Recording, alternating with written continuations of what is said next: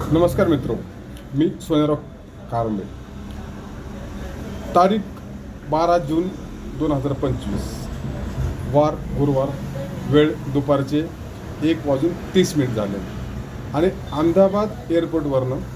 अहमदाबादमधून सरदार वल्लभभाई एअरपोर्टवरनं एक एअर इंडियाचं विमान 171 हे जगामध्ये सर्वात सेफ्टी समजलं जाणारं असं विमान हे अहमदाबाद एअरपोर्टवरून लँड होतं आणि अवघ्या 10, 15, 16, 18 सेकंदामध्ये ते कोसळतं आणि त्याच्यामध्ये 245 प्रवाशांचा जागेवर मृत्यू होतो.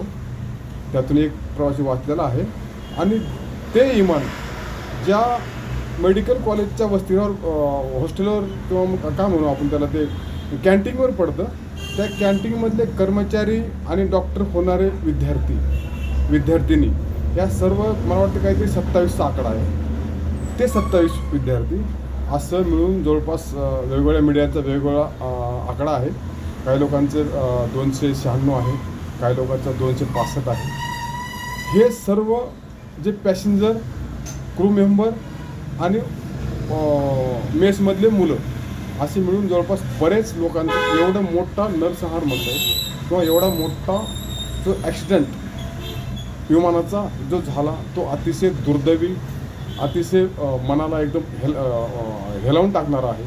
आणि मला वाटतं जगातली पहिली अशी घटना असेल की एवढं मोठी दुर्घटना विमानाची झाली.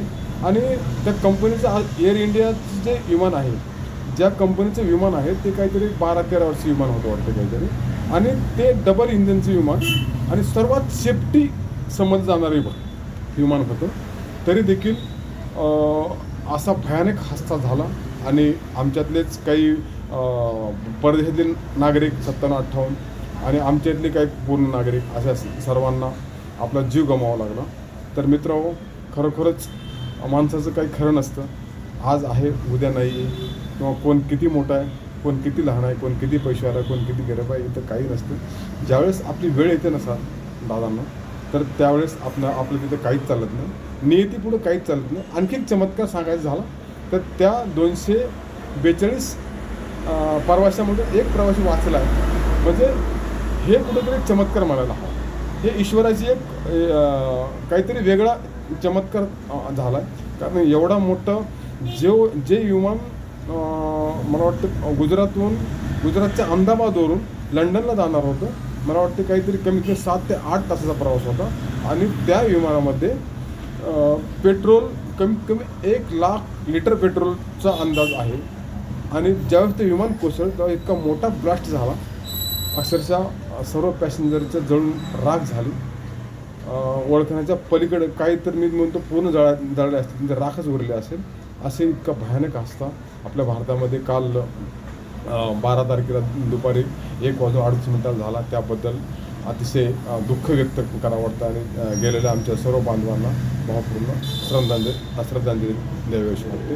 आणि ह्याच्यानंतर देखील आज शेवटी कोणाची आई गेला असेल, कोणाचा भाऊ गेला असेल, कोणाचे वडील गेले असतील. आणि त्याच्यामध्ये आणखी एक महत्त्वाची व्यक्ती अशी होती की गुजरातचे माजी मुख्यमंत्री, त्याच्यामध्ये माजी मुख्यमंत्री त्याच्यामध्ये हे झालं आहे, आपलं मृत्यू झाला. हे अतिशय दुर्भाग्यपूर्ण आहे. नमस्कार.